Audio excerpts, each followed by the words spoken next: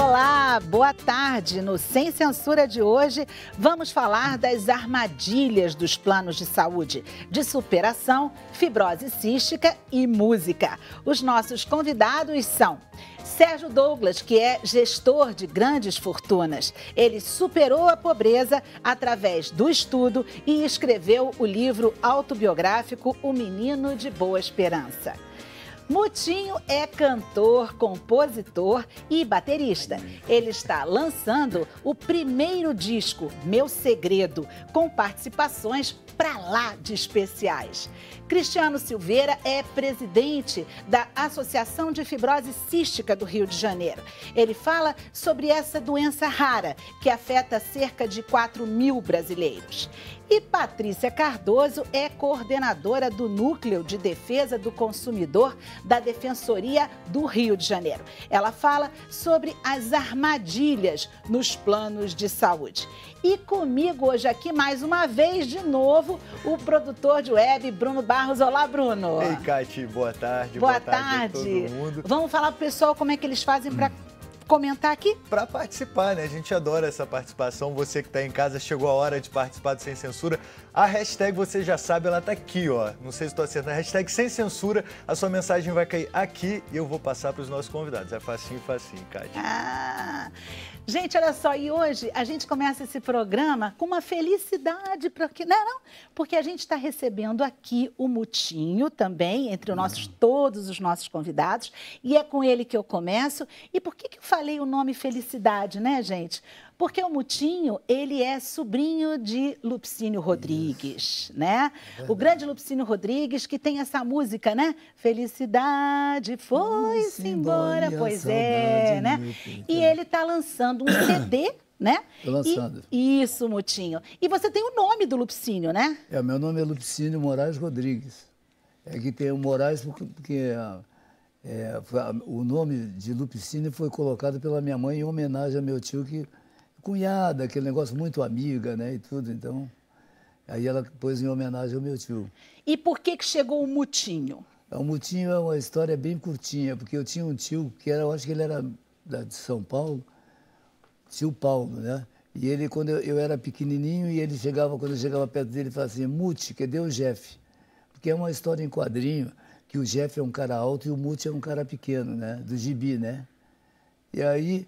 E eu ficava intrigado, ele chamava sempre de Muti, cadê o Jeff? Perguntava pelo Jeff. Eu digo, eu não sei, tio, eu não sei, nem sei quem é. Né? Porque eu nem lia nessa época, era pequeno mesmo. Aí depois foi aumentando, né? Foi Mutim, depois ficou Mutinho, né?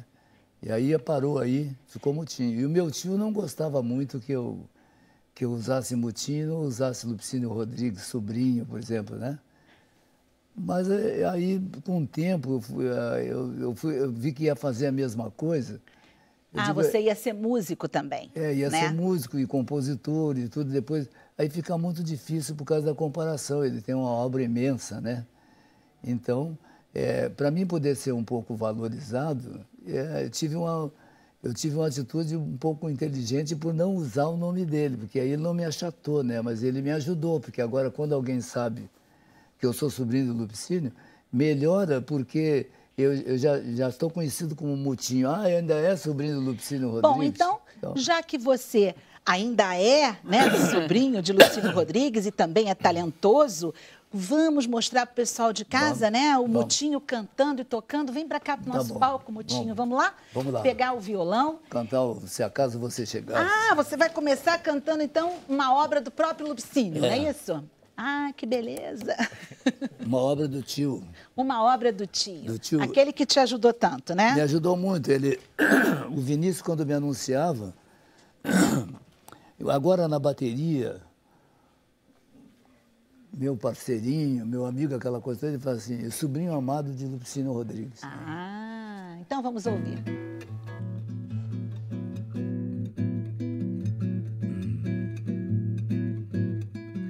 Se acaso você chegasse no meu chateau e encontrasse aquela mulher que você gostou, será que tinhas coragem de trocar nossa amizade por ela que já Eu falo porque essa dona já mora no meu barraco, à beira de um regato e um bosque em flor. De dia me lava a roupa, de noite me beija a boca, e assim nós vamos vivendo de amor. De dia me lava a roupa, de noite me beija a boca, e assim nós vamos vivendo de amor. Se acaso você chegasse no meu chateau e encontrasse aquela mulher que você gostou, será que tinhas coragem de trocar nossa amizade por ela que já me abandonou? Eu falo porque essa dona já mora no meu barraco, à beira de um regato e um bosque em flor. De dia me lava a roupa, de noite me beija a boca, e assim nós vamos vivendo de amor. De dia me lava a roupa, de noite me beija a boca, e assim nós vamos vivendo de amor.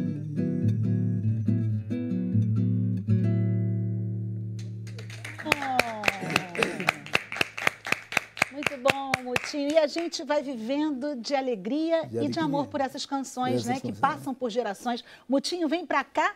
Você volta no final do programa para tocar mais. Você quer falar? Eu quero. Esse foi o primeiro sucesso do meu tio, cantado na voz do Ciro Monteiro. Essa música mudou a vida do meu tio, né? Foi o grande sucesso da vida dele, cantado pelo Ciro Monteiro. Isso. E tem quanto tempo isso, hein, Mutinho? Qual foi o ano? Conta pra gente. Eu acho que foi mais ou menos nos anos 50. Então volta pra cá, vamos continuar conversando aqui. Você era pequenininho. Em 50 eu tinha uns 9 anos, só agora eu já estou... Agora você está... Agora eu estou na minha terceira juventude, né?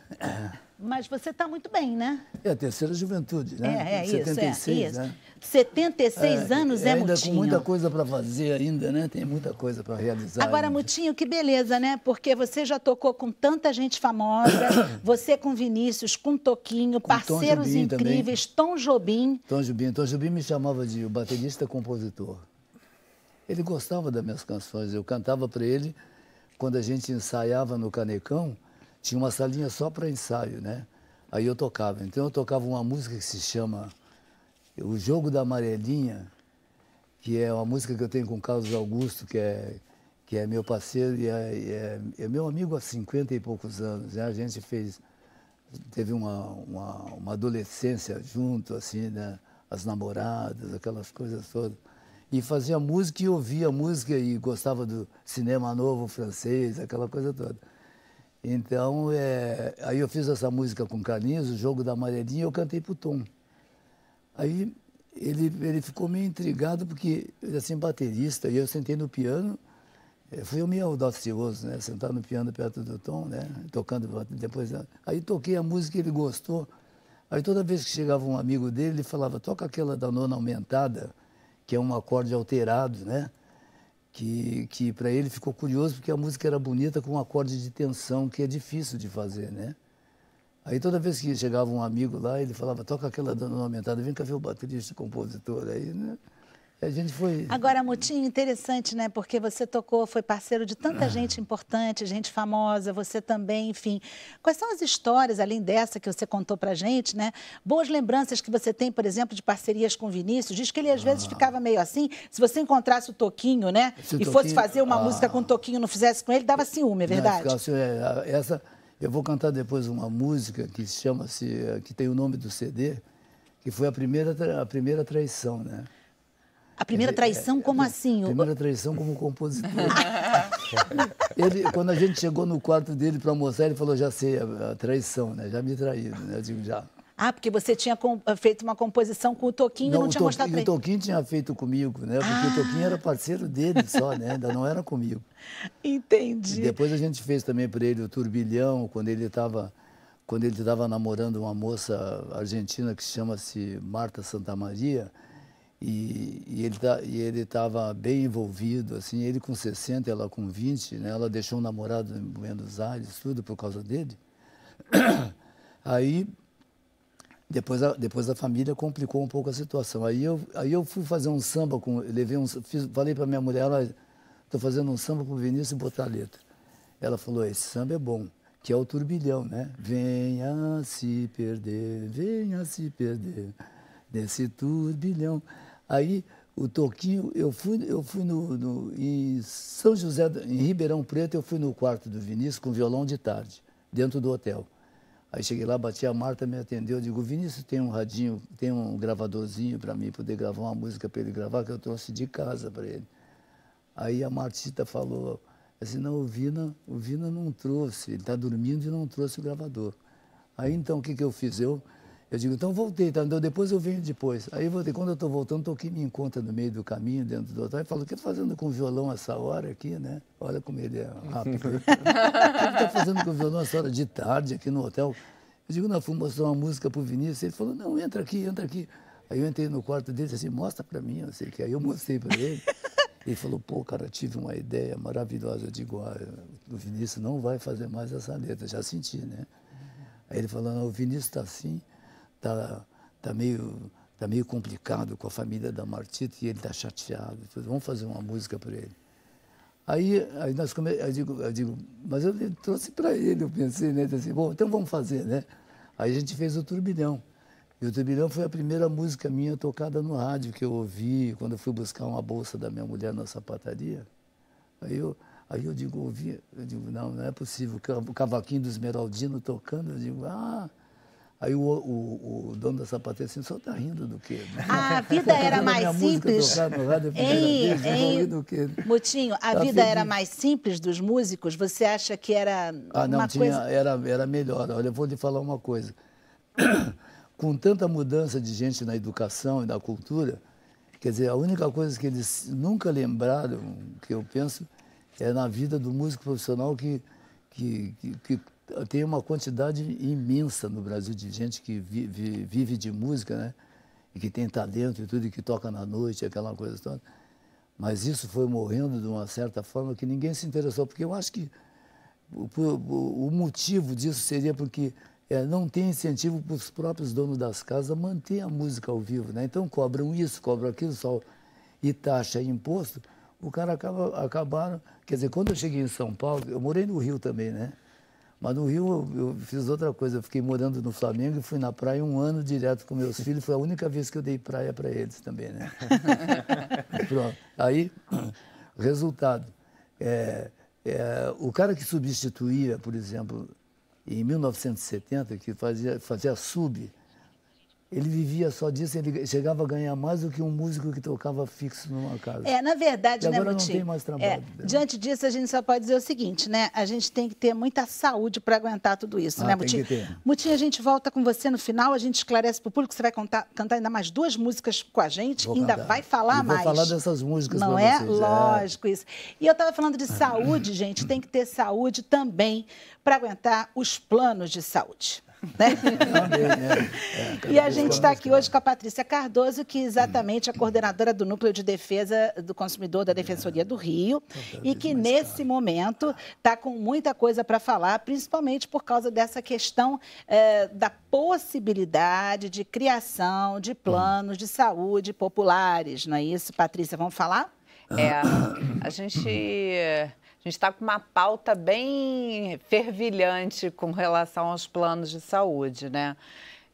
A gente já vem tratando desse assunto há muito tempo, as coisas já não vêm andando bem de uns anos para cá, para os consumidores em especial.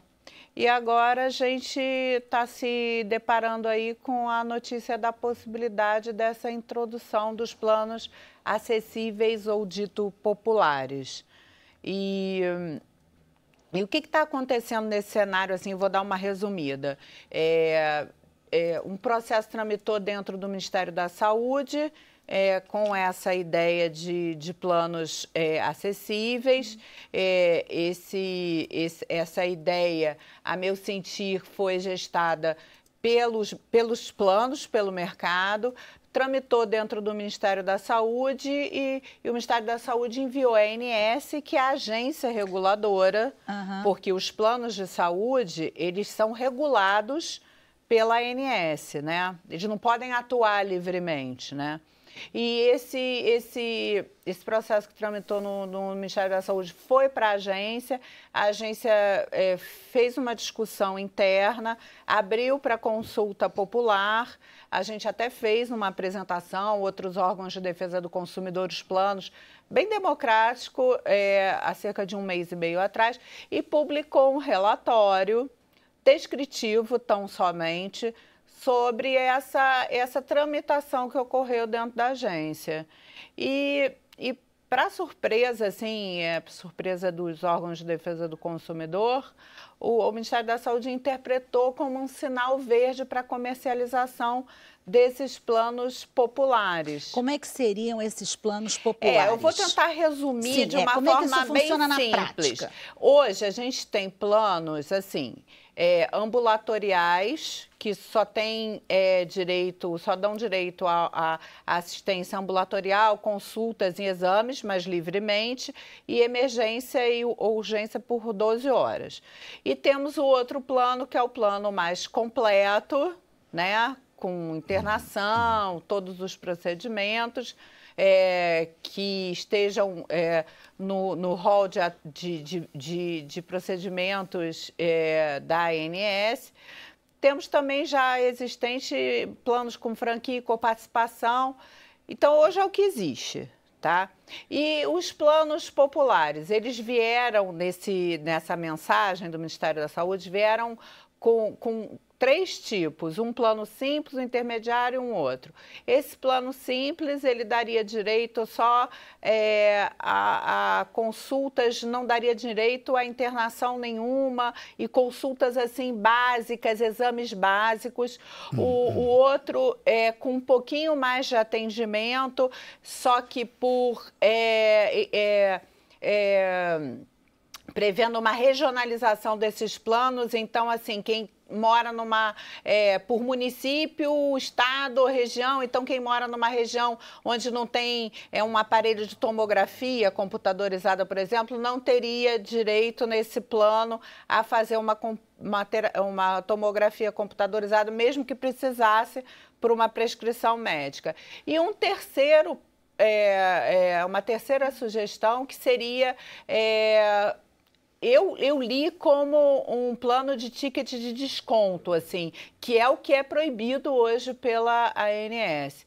Esses outros 3 tipos, eles são proibidos hoje de comercialização, estão proibidos de comercialização, não somente pela agência, mas também pela Lei 9656. Agora eu te pergunto, você como defensora pública, como é que fica a saúde pública então? Porque se você estimula que as pessoas tenham um plano de saúde mais em conta, não é, mais baratos, você praticamente incentiva, não é, que uma parcela da população corra para isso e não vá para o serviço público. Como é que fica isso, por exemplo, para a defensoria? Porque existe uma justificativa que esses planos acessíveis desafogariam o SUS. Eu não faço essa leitura. Eu acho que muito pelo contrário. Eu acho que as 3 propostas são confusas, gerariam um grau de judicialização, que a gente sabe que um monte de gente processa plano de saúde muito maior do que já existe, que é enorme, e não desafogaria o SUS como tem se lido dessas propostas, a partir dessa proposta. Então, assim, eu acho que a saúde suplementar, que é a saúde prestada pelos planos, é uma saúde, é um segmento de prestação de serviço de saúde complexo, porque quem usa que é o beneficiário, que é o paciente, não é quem paga por ele. Então, a gente tem, de um lado, o prestador, o paciente e o plano. É uma relação triangular, o médico, muito complexa e que... O que aconteceu nos últimos anos no Brasil? A saúde pública, eu não sei o que aconteceu primeiro, o ovo ou a galinha. A saúde pública, o SUS, ele tem suas ilhas de excelência. Tem. Transplante, vacina, a gente sabe disso. Só que aquela... tem as suas dificuldades também, e os planos de saúde entraram nessas dificuldades. A gente tem planos de saúde regulamentados por lei, a lei faz 20 anos ano que vem. E essa lei, ela deu uma organizada no que estava acontecendo, garantindo os direitos básicos do consumidor, em especial a garantia de um rol mínimo. Patrícia, mas hoje, engraçado você estar falando isso tudo, mas quem tem plano de saúde hoje, por exemplo, às vezes para marcar alguma consulta ou algum exame, fica no telefone um tempão e depois 3 meses para conseguir marcar aquele exame, tendo seu plano de saúde e pagando bem caro por ele. Ou então, se não acontece isso, você quer ir num determinado médico, mas ele, na verdade, ele não está mais atendendo com aquele plano, porque ele diz que ele ganha muito pouco por consulta, R$24. Outros, inclusive, dizem que demora meses para receber pelo plano. Gente, está confusa a história. Não é isso? Mas, gente, você tem essa razão, confusão Cátia. toda, a gente vai continuar falando com a Patrícia logo depois do intervalo e com muita saúde.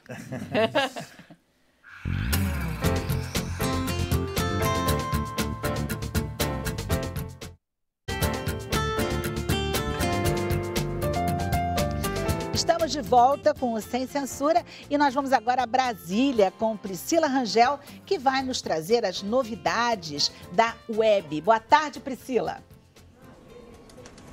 Boa tarde, Cátia. Boa tarde, pessoal. Um assunto que tem agitado a internet nos últimos dias envolve a temática LGBT. A polêmica começou quando uma decisão judicial liberou psicólogos a oferecerem terapias de reversão sexual, mais conhecidas como cura gay, né?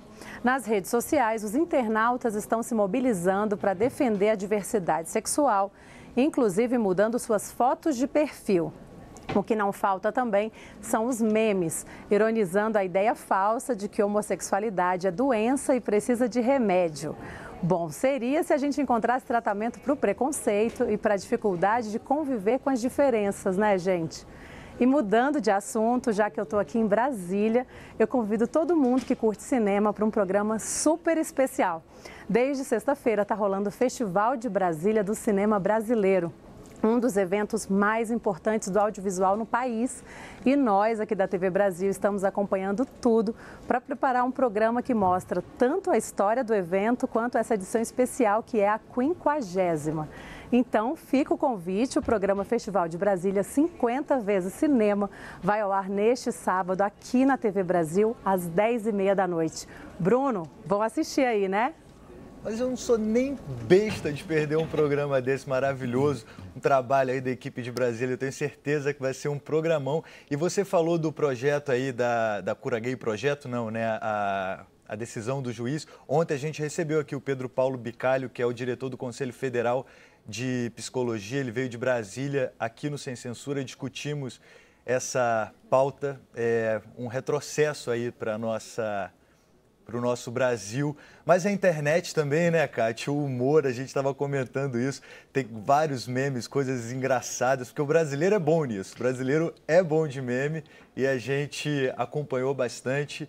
E é isso aí, a gente espera que o programa ontem tenha elucidado algumas questões e que a gente não tenha que falar mais disso, né? É isso aí, Priscila, e a gente vai estar de olho aí no programa amanhã, né? Amanhã não, sábado. Às 10h30. Aqui na TV Brasil. E o que a gente tem, hein, Bruno? A gente tem alguma coisa de pergunta? A gente tem pergunta também. Aqui abriram as consultas, que sempre que tem uma pauta de serviço aqui, ou então de prestação.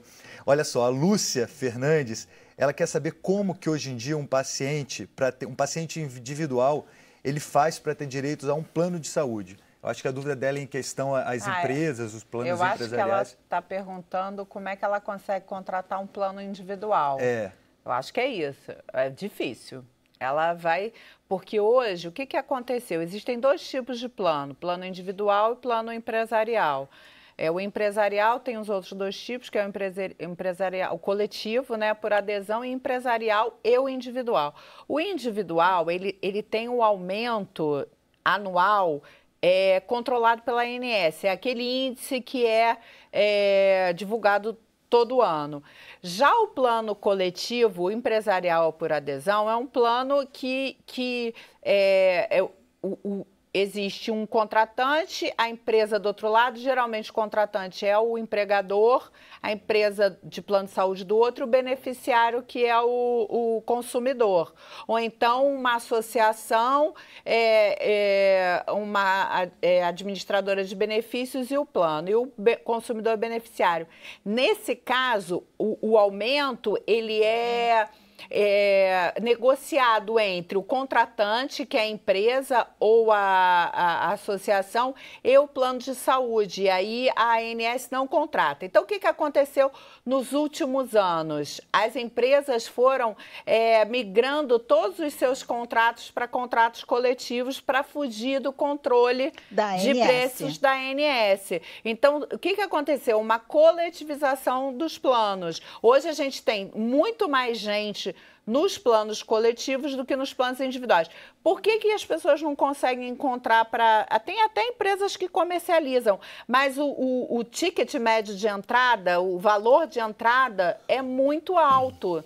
Porque como o aumento é controlado ao longo dos anos, e quando a gente contrata um plano de saúde, ninguém contrata para ficar um ano no plano. As pessoas contratam com uma expectativa de ficarem muitos anos no plano, né? Aquele contrato tem que durar muito tempo e ser um contrato saudável por muito tempo. Ou seja, com a capacidade de pagamento por muitos anos, né? Inclusive, Patrícia, você tocou num assunto, por tanto tempo que às vezes as pessoas ficam aposentadas e dão um dó danado, porque às vezes a aposentadoria vai toda para pagar o plano de saúde. Então aí as pessoas ficam desesperadas para largar o plano de saúde e poder viver, né? Para pagar o mercado, pagar um aluguel. E hoje, com essa crise econômica, o que a gente sabe é que milhões de brasileiros largaram os planos de saúde, porque não conseguem mais pagar. 2,5 milhões de brasileiros no último ano largaram os planos de saúde. Mas foram os planos individuais que sofreram essa evasão? Não. A evasão é dos planos coletivos. Por quê? Só porque as pessoas não têm dinheiro de pagar?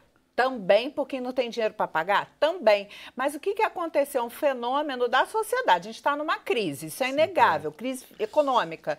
Então, as empresas deixaram de ter planos. E as pessoas, os empregados, por conseguinte, também. Porque as empresas hoje estão vivendo a mesma crise que os planos de saúde alegam que estão vivendo, os contratantes das empresas também e o consumidor também. Então, assim, a evasão, essa perda de clientes, ela tem muito a ver também, não só com o modelo de negócio, mas também com a crise econômica que o brasileiro e o Brasil está vivendo, né? Eu afirmo e reafirmo, o setor precisa ser repensado. As coisas não estão bem, mas não estão bem para os planos tão somente. Não estão bem para os consumidores também.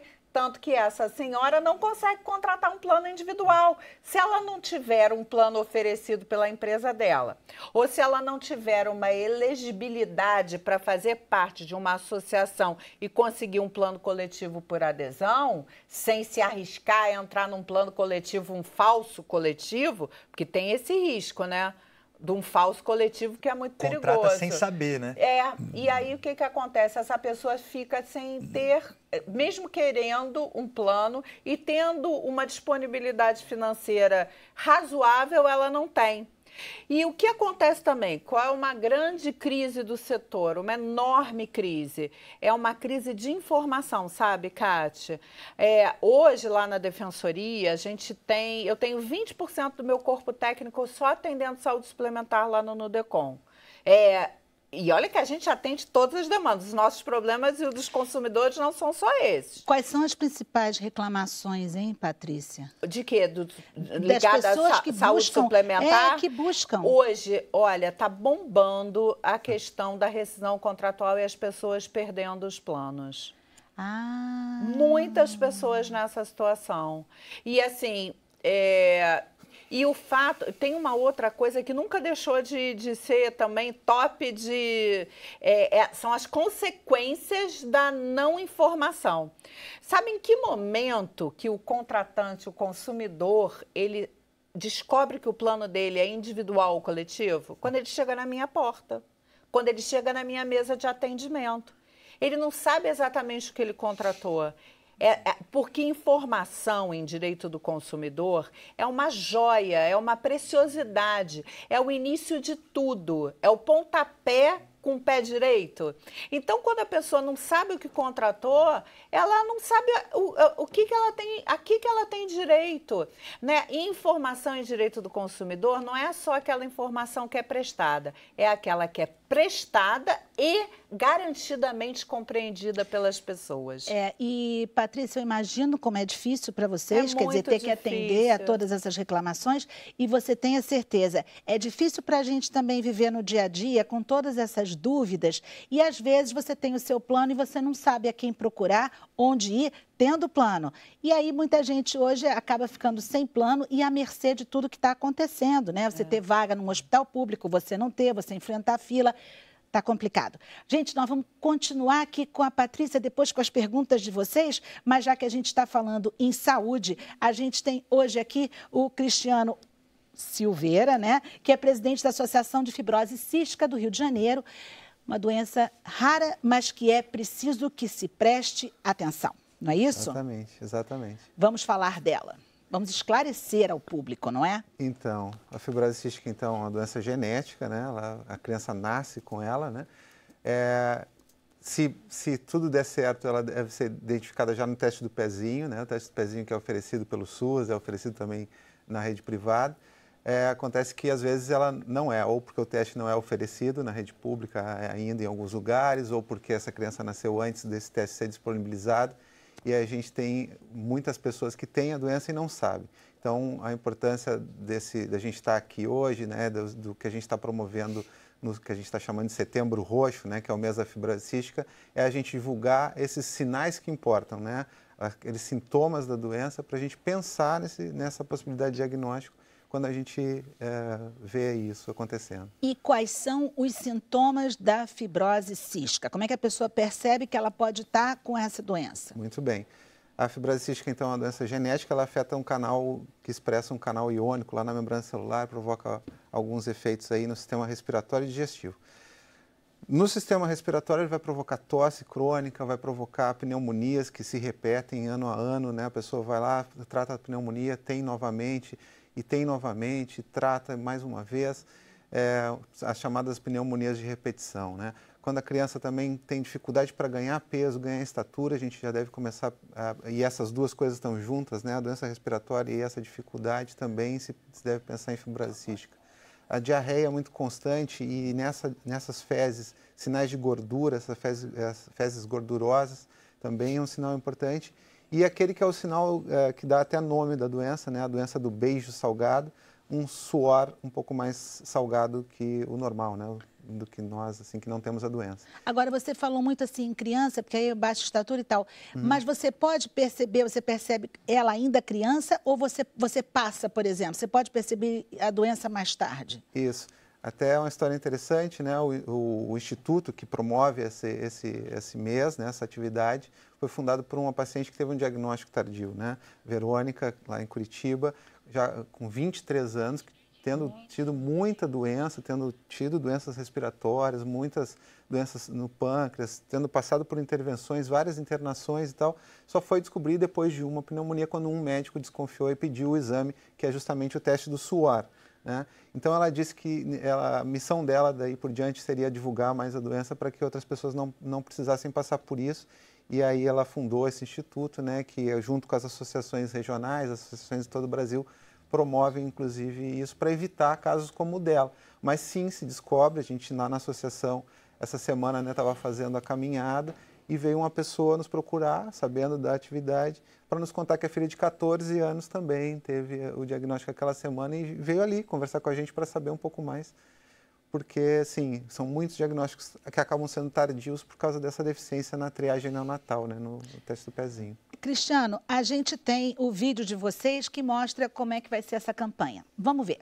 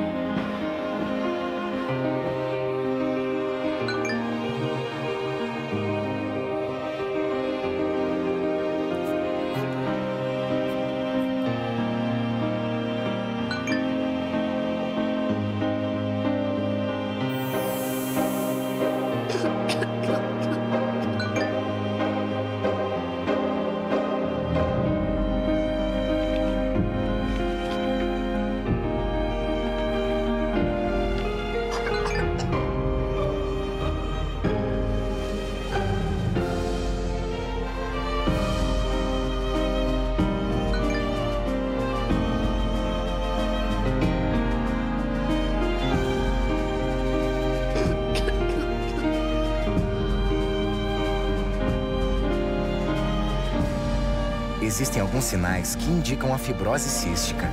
Fique atento nas notificações que realmente importam. Descubra mais acessando o site sinaisqueimportam.com.br.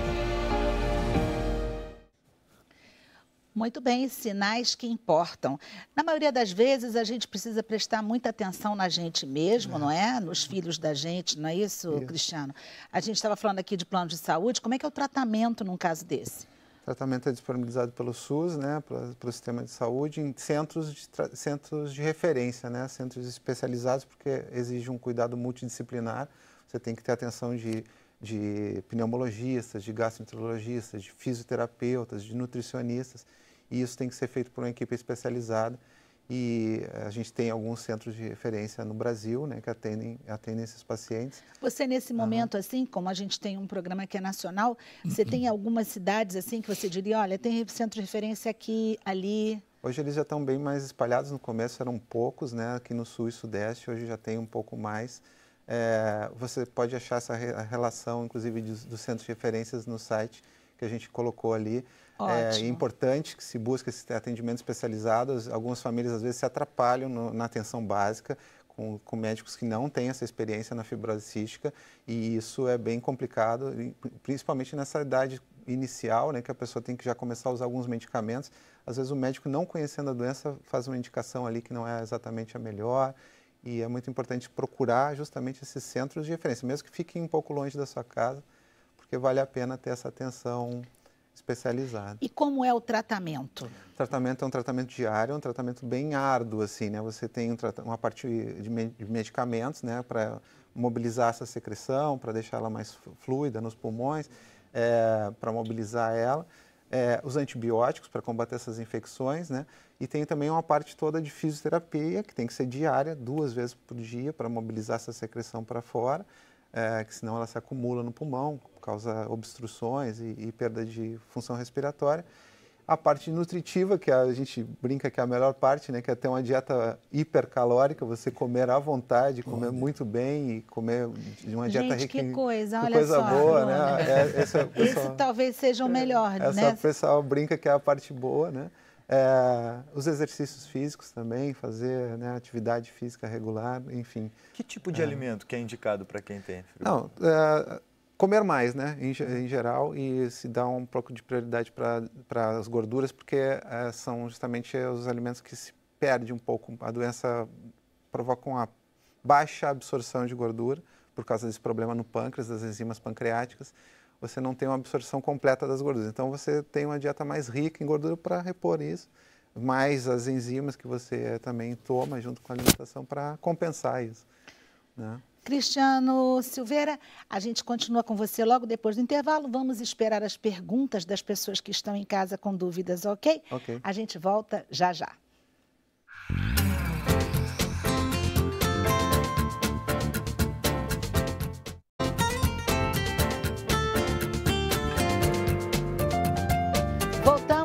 o Sem Censura. Bruno Barros, o que a gente tem de pergunta? Olha aí, Gabriela Correia, hashtag Setembro Roxo. Obrigada, Cristiano, por representar tão bem os pais de fibra. Boa, boa. A Marcela Mota, ela quer saber se os médicos estão desprotegidos nos planos de saúde. Olha, a ANS não regula a atividade do médico, que é o órgão regulador. O médico, que a gente ouve falar, que, né, acho que todo mundo ouve falar, que os médicos reclamam muito da remuneração, que tem que atender muitos pacientes por dia para poder, né? Faz aquela consulta rápida. É o que a gente ouve, né? Mas assim, nessa relação médico-paciente, plano de saúde, a parte mais fraca realmente é o consumidor, o paciente, né? Eu acho que o médico deve ter seus problemas porque é uma relação aí triangular. Ele não é remunerado pelo paciente. Quem o remunera é um terceiro que é muitas vezes um conglomerado econômico muito poderoso. Eu acho até, desculpe te interromper, Patrícia, mas acho que o médico sofre bastante porque ele está numa linha em que ele ouve o paciente, não é? Que tem um problema e que não é atendido ou não fez um exame, e aí ele também tem que lidar com o plano, né? Ou com as empresas, e aí não recebe direito. Aí ele vai e ouve a reclamação do paciente. Eu não sei, eu acho que deve ser complicado. Essa relação triangular, ela naturalmente ela gera problemas, porque, né, são interesses muitas vezes conflitantes, né? Então é complicado, não é uma coisa fácil, né? Não, na vida nada é muito fácil, né? A gente tem que viver superações, as coisas são né? complexas, né? Isso, Aliás, gente, complexo, né? Sérgio Douglas sabe bem o que é uma vida complexa e que não é nada fácil. Não é isso? Com certeza. Sérgio Douglas está lançando um livro, O Menino de Boa Esperança, e é um livro autobiográfico e que ele conta uma história que vale a pena a gente ouvir. Com você, Sérgio. Obrigado, primeiro, Cátia, pelo convite. Fiquei muito feliz de participar do programa. Para a gente também é ótimo. Realmente eu lancei esse livro porque eu tive uma história muito difícil de vida, né? Eu nasci numa comunidade muito pobre da Baixada Fluminense. E quando você convive numa situação assim, e já vem de família para família, gerações, né, vivendo numa linha de extrema pobreza, é muito complicado você sair dali. Ou seja, não há muito incentivo para as crianças ou escolas de qualidade, então é muito complicado. E essa história da minha vida que eu superei e me tornei gestor de fortunas no maior banco brasileiro, durante muito tempo eu deixei ela escondida. E tinha um pouquinho de vergonha, porque eu criei, depois dos 20 anos, um novo personagem para a minha vida, né? Uma pessoa que não tinha esse passado. E depois de anos de terapia, visitando esse passado, eu passei a ter orgulho de ter superado todos aqueles obstáculos. Sérgio, assim, desculpe, vou tocar nesse assunto com você. Se você não quiser, você não fala. Mas da sua infância, que lembranças você tem que você sente que te marcaram muito e que você diria que outras crianças hoje estão vivendo aí e que te dá até uma coisa assim no coração, pessoas que precisam superar como você um dia? Eu, na verdade, realmente tive muitos problemas sérios, por exemplo, em relação à nutrição, eu era muito desnutrido. Comida. Faltava comida. Faltava. Em relação ao acesso à escola, por exemplo, né, você vai para uma escola pública, geralmente tem greve quase o ano todo. Então, você ganha um livrinho no início lá com as matérias e os professores dão algumas folhas e acabou o semestre ou acabou o ano. Isso é terrível. Eu tive sorte que eu sempre fui bom leitor, gostava, me interessava. Então, eu li aquele livro todo para entender melhor e tal. Quando chegava no outro semestre, eu tinha ainda alguma informação para discutir com o professor. Mas os alunos não são incentivados a isso, por exemplo, a busca pela informação, né? É bem complicado. E o local onde você morava em relação a saneamento básico? Isso. Em relação à vida com a sua família? Na verdade, as pessoas que me conhecem hoje não acreditam que eu vivi até tão pouco tempo nesse cenário. Eu, por exemplo, não tinha água encanada em casa até os 20 anos. Então, é algo relevante. Interessante, né? É porque ele fala até os 20 anos, isso é há pouco tempo, na verdade. Você não tinha água encanada há pouco tempo. Pouco tempo. E foi uma história muito dura, porque quando eu cheguei na minha adolescência, eu passei por uma série de outros problemas que eu narro no livro, Mas quando eu cheguei à adolescência eu tinha que definir o que eu queria, né? Porque eu trabalhava muito, desde criança eu trabalho em casa para ajudar a família e fora. E a gente quer fazer uma faculdade, né? Quer explorar outras possibilidades, mas fica difícil, né? Você tem que fazer dinheiro para comer. Então, na verdade, a minha escolha foi, quando eu terminei o 2º grau, eu falei, agora eu não vou ter bagagem suficiente para entrar numa faculdade pública, por exemplo. Então, eu vou focar em concurso. Então, eu pegava todo o dinheirinho que eu podia para pagar cursinhos preparatórios para concurso, porque eu tinha certeza que eu ia conseguir, dado as minhas notas na escola, né, os feedbacks dos professores que eram sempre muito positivos. E eu foquei nos estudos e consegui passar em 8 concursos públicos. Você passou em 8 concursos públicos? Mas eu passei assim, em 1.000, 900, então você vai sentindo, eu tenho os pré-requisitos. E fui melhorando a cada concurso até que em 2 concursos para bancos, que foi o Banco do Brasil e Caixa Econômica, eu obtive classificações muito boas. No Banco do Brasil fiquei em 32, minha classificação foi 32º, e eu fui chamado. E aí minha vida mudou. Há quanto tempo que você está no Banco do Brasil? Desde 2000. 2000. Então, a gente tem aí 17 anos. 17 anos. E nesses 17 anos, o que mudou efetivamente para você e na sua vida? O que você faz hoje? Então, aí, bom, se com nada de instrumentos eu consegui atingir, quando eu entrei no banco, aí sim, eu tinha uma universidade corporativa bastante bacana, acesso a curso, bolsa de estudo, etc. E se aquele menino já tinha tanta disposição para conseguir, imagina com esses benefícios, né? Então, eu caí dentro, fui fazer minha faculdade de Direito com bolsa, depois eu consegui fazer inglês, consegui fazer cursos autoinstrucionais e durante 2 anos eu trabalhei fortemente e consegui comprar minha casinha para minha família, aí, com 2 caixas d'água. E foi muito legal. E logo depois continuei trabalhando muito e estudando muito. E isso foi visto pela administração, foram me dando desafios, eu fui subindo. Eu consegui construir uma carreira meteórica em 4 anos. Com 2 anos eu me tornei gerente, em 4 anos já era gestor de fortunas da área de private banking. E hoje, então, o menino de Boa Esperança, ele que não tinha, que era pobre, ele está lidando aí com gente que é muito rica. Isso, e com gente que tem muito dinheiro. Hoje eu dialogo com as famílias, né, que são famílias ricas, mas esse diálogo é bom.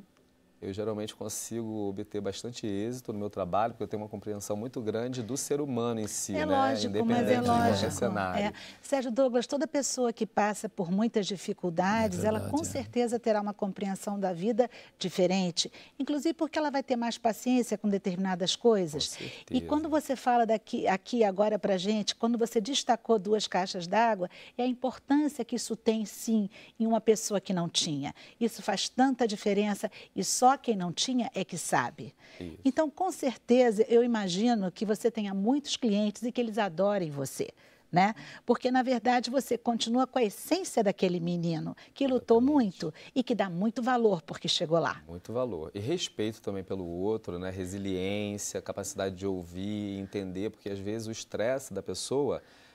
você leva para o seu íntimo como se aquilo fosse com você, não é. Você tem que tentar ser um instrumento de auxílio, né?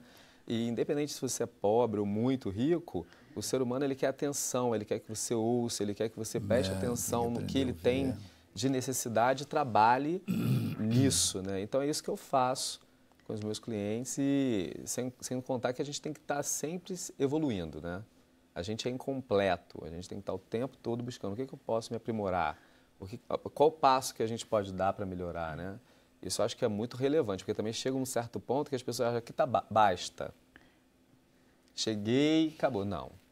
Se você chegou onde você queria, então vamos agora mudar os projetos, vamos fazer um outro sonho, vamos conquistar um outro patamar. Eu acho que essa capacidade de se autodesenvolver tem que ser bem trabalhada, né? E a sua família da Baixada Fluminense? Você contou de você, da sua luta pessoal, da sua bravura. E quem estava em volta? Seus amigos, como é que estão? Isso, então. Na verdade, a minha família hoje mudou, né? A gente tinha um ciclo de perpetuação da pobreza na família e hoje mudou. Assim, a minha geração agora já está bem melhor, assim, a gente conseguiu Eles te veem como exemplo? Sim, com certeza. Na verdade, assim, orgulhosamente, com humildade que eu devo ter aqui, minha família e as pessoas do meu bairro.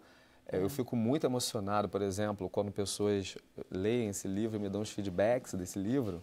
Me emocionam muito, principalmente pessoas que acompanharam a trajetória. Uma pessoa que nunca viveu isso e me conhece hoje e lê, se emociona. Mas quem participou, quem viu, fala, olha, você é a prova que é possível. E eu acho que é relevante nesse momento que a gente está vivendo. Eu decidi lançar justamente porque eu vejo que o Brasil, por conta da crise, é inegável, uma crise política, uma crise econômica muito forte, né? É inegável que haja essa baixa, né? Mas eu estou sentindo muito jovem querendo sair do Brasil, quem não tem condições que fica reclamando, achando que não tem perspectivas. Eu acho que depende de nós querer mudar essa situação, querer se melhorar, querer batalhar. E é tão interessante você falar isso, porque a gente precisa valorizar o que é nosso. A gente precisa entender que o Brasil pode dar certo e que a educação é o caminho. Você é a prova disso. Tudo que você galgou e você falou aqui está em cima da educação, de uma pessoa que estudou. Essa é a prova maior de que a gente precisa investir nisso. E que as gerações não podem desistir. Gente, não pode desistir, não é? A gente precisa insistir. Com certeza. Acho que ter determinação, acreditar, sobretudo, e batalhar. Eu acho que o principal, você tem que ter uma estratégia, ou seja, entender onde você quer chegar. Isso, a capacidade de sonhar é muito importante, mas a execução, né? Você ter aquela determinação, isso é fundamental. Então, em qualquer sociedade, em qualquer situação, você consegue ter um destaque, você consegue ter um lugar ao sol, desde que você acredite em você mesmo e trabalhe duro para isso. Gente, eu acho que a gente encerra bonito, não é? Com essa frase, com a história, né, do Sérgio e refletindo um pouco sobre isso. Sérgio Douglas, obrigada, foi 10. Aquele menino, nossa, se tornou um homem de boa esperança. É verdade. Gente, obrigada pela presença de todos vocês. Mutinho, vamos para o palco, que a gente está no final do programa. Vamos ouvir você com as músicas do seu novo CD. Tá frio, Mutinho? Vamos esquentar esse ambiente, vamos lá? Vamos esquentar esse ambiente? Pessoal de casa, o Sem Censura termina agora, mas a gente volta amanhã, às 5 da tarde, aqui na TV, esperando vocês. E no Facebook nós vamos continuar. Por favor, vão lá no Facebook assistir a gente também, curte a página. Vamos continuar ouvindo o nosso papo, tá bom? E a gente tem que dizer que hoje a gente tem, às 9h30 da noite, o jornalista Mário Magalhães, que fala sobre biografia no Trilha de Letras, um programa ótimo. E para as pessoas de casa, o nosso tchauzinho, ouvindo as músicas aqui do nosso querido Mutinho. Tchau, gente! Meus Segredos, né? Que é o nome do disco, o nome do CD que eu estou lançando na Livraria da Travessa amanhã, às 19h30, né? E o Douglas também é uma pessoa que está de parabéns, porque eu conheço bem essa infância também. Comecei com 10 anos de idade a trabalhar e estou com 76 e ainda trabalho, né? Muito bom. Parceria com o Toquinho. Meu coração tem segredos que trago escondidos num jeito de olhar, resto de um ano passado em que eu fui teu homem e tu fosse a minha mulher. Meu coração tem segredos que trago guardados num gesto qualquer, restos de um breve passado em que eu fui teu homem e tu foste a minha mulher. Eu te amei, eu chorei, me entreguei, desbravei nosso mar, prossegui, te perdi, Me arrastei, te implorei pra ficar. Meu coração tem certeza que um dia qualquer você pode voltar, que eu guardarei pra você os encantos do céu e as estrelas do fundo do mar. Eu te amei, eu chorei, me entreguei, desbravei nosso mar, prossegui, te perdi, me arrastei, te implorei pra ficar. Meu coração tem certeza que um dia qualquer você pode voltar, que eu guardarei pra você os encantos do céu e as estrelas do fundo do mar, do fundo do mar, do fundo do mar.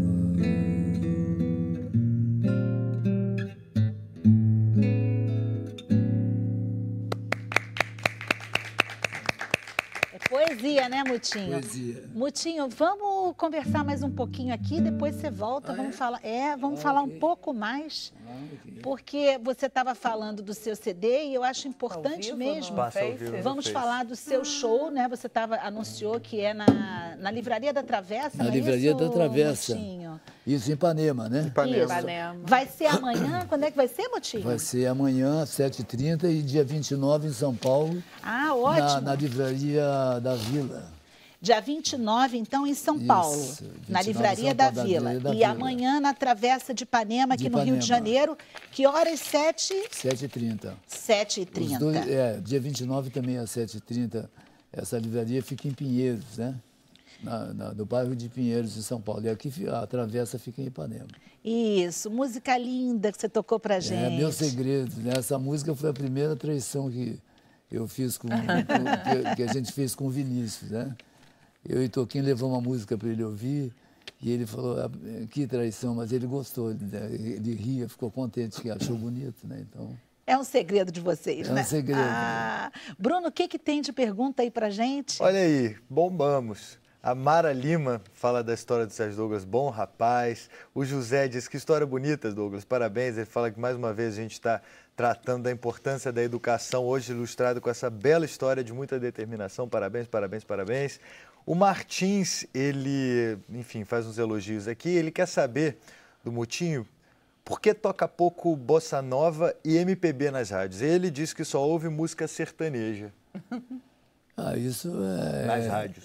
Isso é um problema da invasão do sertanejo e tudo, e depois o sucesso que faz o sertanejo também. E é uma coisa de programação, né? Porque você vê, isso depende muito da qualidade, né, que a própria emissora quer apresentar. Por exemplo, na USP, é um programa que você ouve música brasileira de boa qualidade o tempo inteiro em São Paulo. Mas aqui, Mutinho, na Rádio MEC, você também ouve. Aqui, A Rádio MEC aqui da EBC, você ouve o tempo todo música de qualidade. Isso é o gosto também, quer dizer, da produção e do programador, né? E a proposta mesmo da emissora, né, de apresentar uma coisa de qualidade. Quer dizer, então, a gente, quer dizer, pode misturar um pouco, né, porque todo mundo tem direito, né, de tocar suas músicas no rádio, mas a gente tem a obrigação de apresentar também coisas de qualidade, né? Sim. Bruno? Olha aí, pintou uma pergunta aqui para o Cristiano Silveira, da Gabriela, e ela diz que a expectativa de vida de quem tem fibrose cística tem aumentado muito em países desenvolvidos, como o Canadá, que hoje é de 50 anos. E ela disse que aqui no Brasil é de 19 anos. Ela quer saber, do Cristiano, o que você atribui a essa discrepância tão grande e o que a gente precisa melhorar aqui no Brasil para aumentar a expectativa de vida de quem tem fibrose cística? Gabriela, pergunta dela. Sim, a começar pelo diagnóstico precoce, né? A gente falou aqui das dificuldades que teve no teste do pezinho e que isso foi disponibilizado só há pouco tempo e ainda é um problema. Aqui no Rio de Janeiro, infelizmente, a gente teve um avanço, né? Teve a inclusão da fibrose cística em 2011, 10 anos depois da criação do programa, o Rio de Janeiro entrou. E aí, logo em seguida, agora teve esse problema da crise financeira no Estado, impactou justamente o teste do pezinho. A gente estava discutindo isso essa semana no Conselho Estadual de Saúde. Sem diagnóstico precoce, as pessoas vão saber já com a doença muito avançada, né? E isso é um problema sério. Além disso, a gente acha que, por estar num país subdesenvolvido, assim, né, a gente não tem acesso a todos os tratamentos.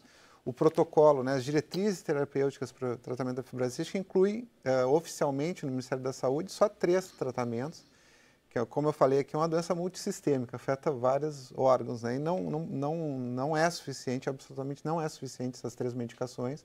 E é o que está disponível hoje, por exemplo, lá no estado da Gabriela, que é conhecida nossa, Sergipe.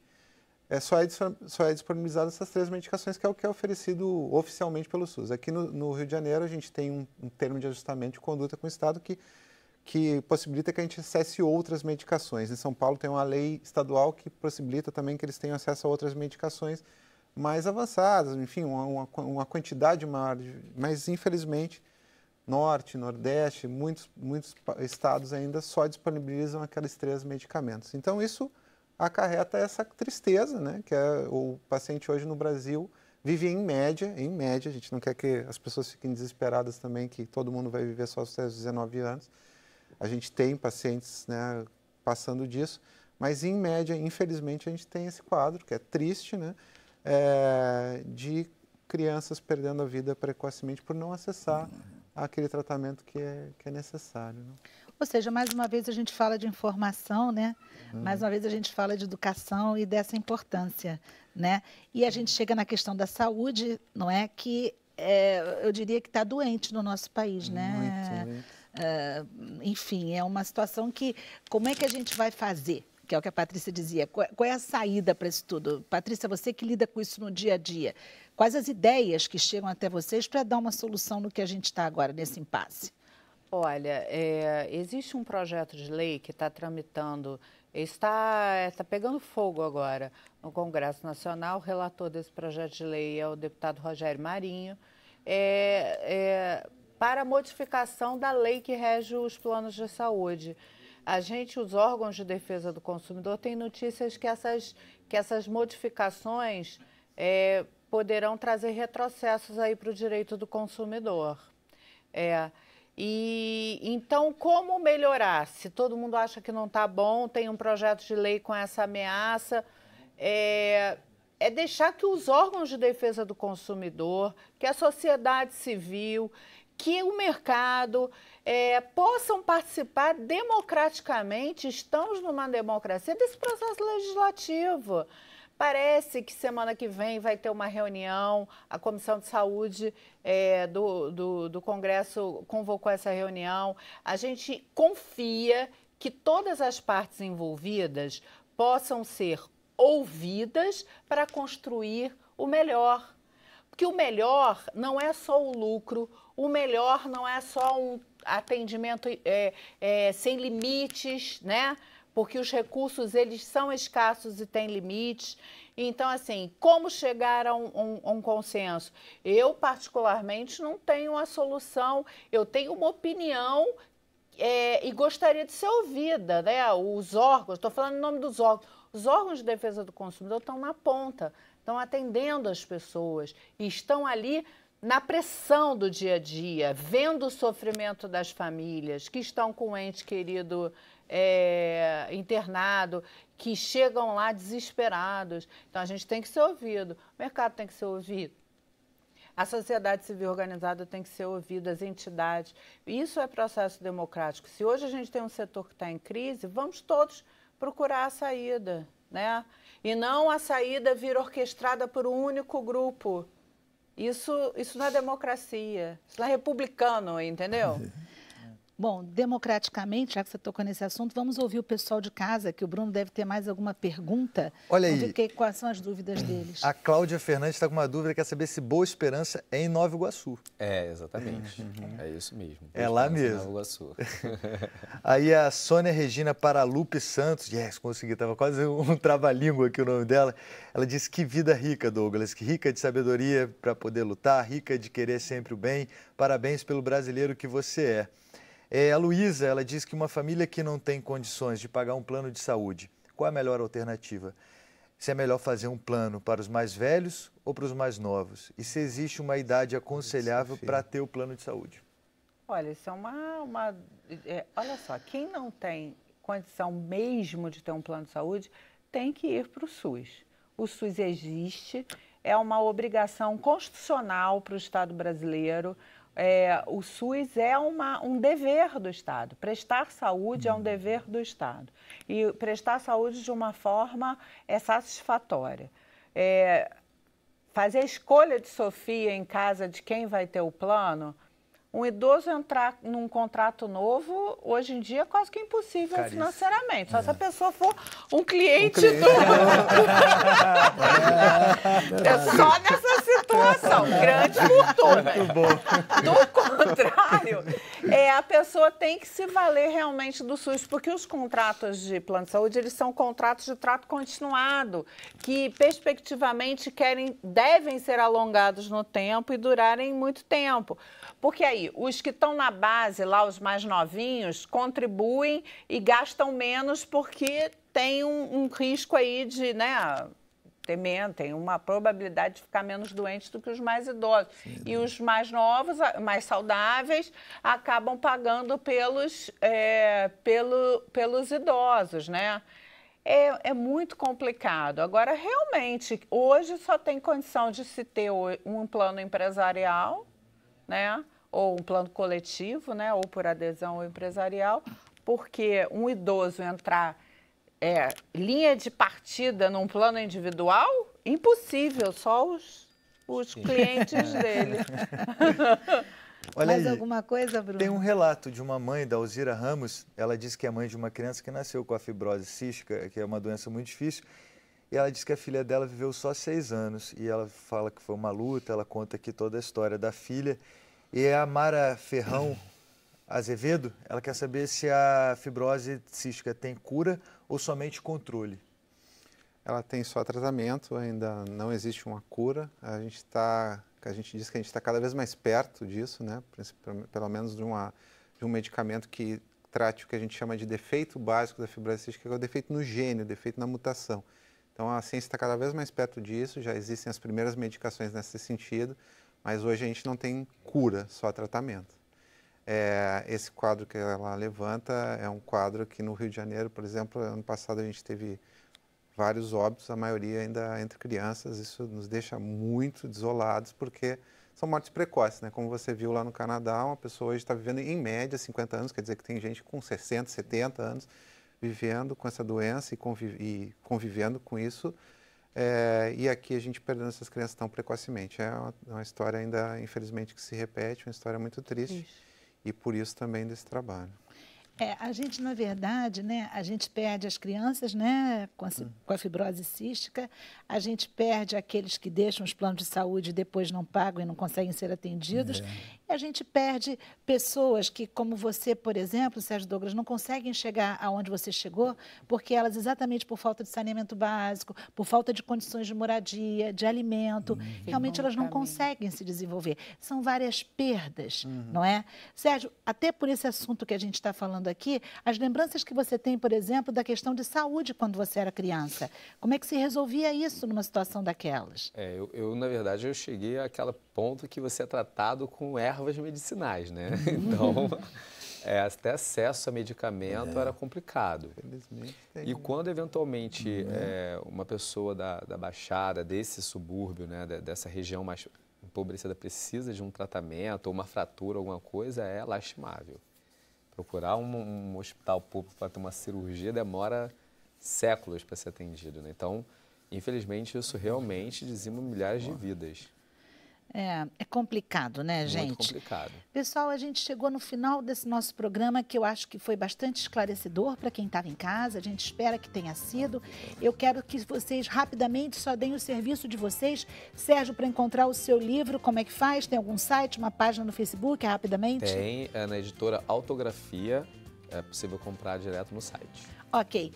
Patrícia? O telefone da Defensoria Pública Geral para as pessoas que não têm condições de pagar advogado é o 129. 129. Para o estado inteiro. Ok. Cristiano? O site da campanha, sinaisqueimportam.com.br, você encontra ainda as programações nesse final de semana, ainda tem caminhadas, tem atividades em várias capitais, né? Foram 32 cidades ao todo esse ano. E você encontra lá a programação que ainda tem nesse final de semana. E Mutinho, né? É amanhã, né? Na Livraria Travessa para encontrar você, né? Amanhã. Comprar o seu CD e ter a sua presença, que é uma beleza, não é isso? Eu vou ficar muito contente com a presença de amigos e pessoas que assistiram também o programa. Vou ficar bem contente porque eu gosto muito do Rio, gosto do pessoal dos cariocas, eu morei aqui. Isso. E a gente também adorou ter você aqui com a gente hoje, Mutinho. Muito obrigada. Desculpa pelo frio, né, Mutinho? Tá frio, né? Vamos terminar o programa que tá muito frio, não é isso? Bruno Barros, obrigada pela companhia. Gente, nós voltamos amanhã às 5 da tarde na TV e também aqui no Facebook com vocês na internet. Voltem com a gente. Tchau.